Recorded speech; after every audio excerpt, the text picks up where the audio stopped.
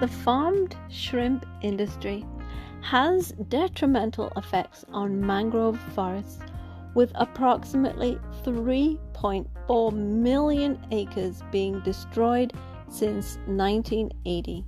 The destruction is significant because mangroves are carbon-absorbing ecosystems, meaning they help mitigate climate change by capturing and storing carbon dioxide. Surprisingly, the carbon footprint of farmed shrimp is higher than that of dairy cattle, pigs, or chickens due to these environmental impacts.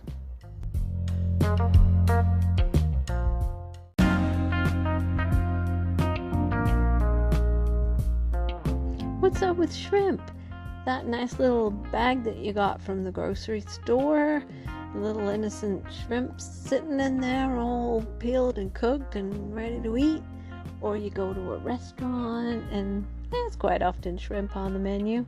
But did you know they have created, or the farming of them, their own environmental issues? Did you know there was problems with shrimp? Well, let's dive further into this. What's up with shrimp? Shrimp farming, also known as aquaculture, involves the cultivating of shrimp in artificially created ponds or tanks. While shrimp farming has become a significant industry globally, it has both positive and negative impact. The establishment of shrimp farms often involves clearing mangrove forests, which serve as vital ecosystems. Mangroves provide habitat for numerous species, protect coastlines from erosion, and support biodiversity.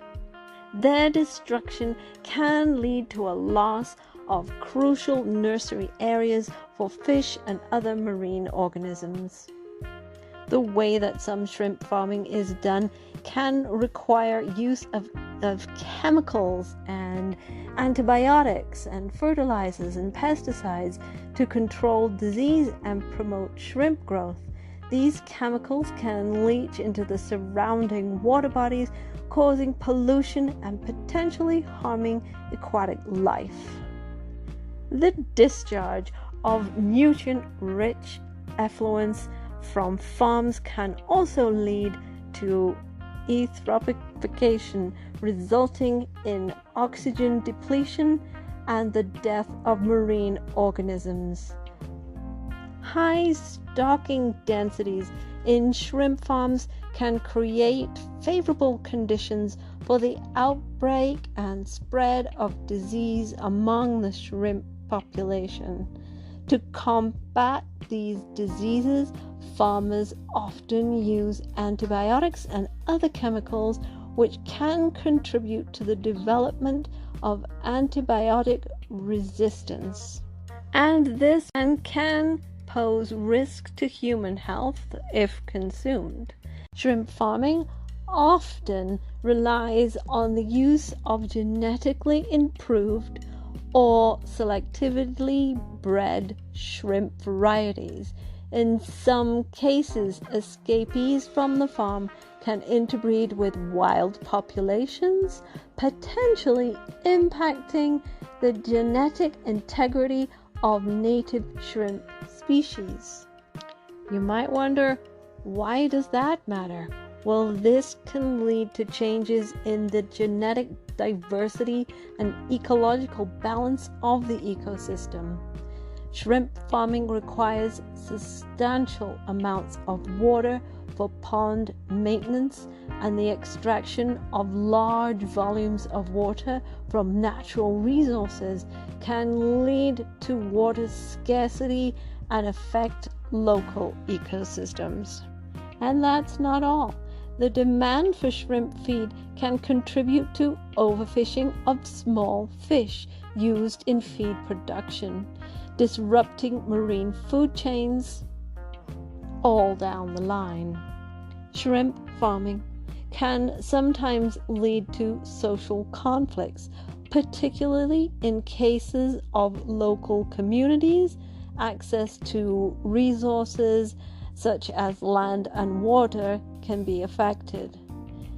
It also can result in unequal distribution of economic benefits, exacerbating economic and causing economic disparities. To mitigate the negative impacts of shrimp farming, sustainable practices and regulations are crucial. Implementing responsible farming techniques such as proper waste management, reducing chemical usage, and promoting biodiversity and conservation can help minimize the ecological footprint of shrimp farming. Certification programs like Aquaculture Stewardship Council (ASC) and Best Aquaculture Practices (BPA) have been established and encourage sustainable and environmentally friendly shrimp farming practices. So look for those labels on your packages. But there is a better way.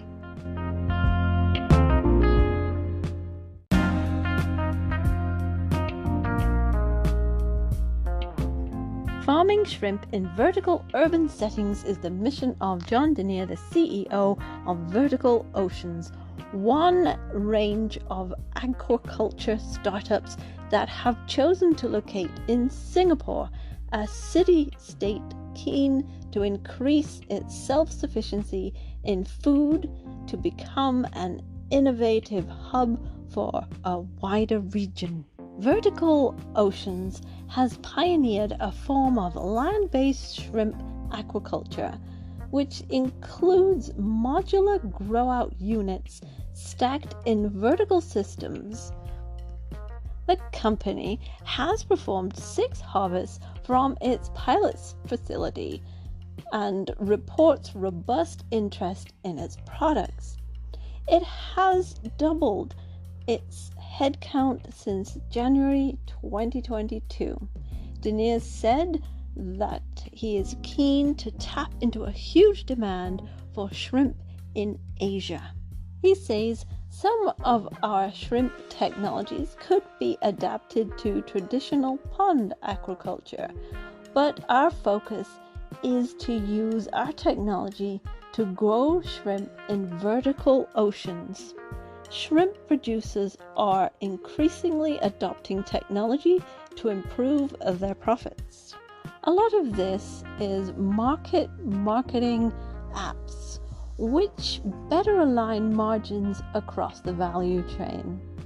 That's a good first step in technology adaptation in farms, which historically were slower technology adapters. He says that overall we see a shift towards higher stocking densities, and that does require better management where technology can assist.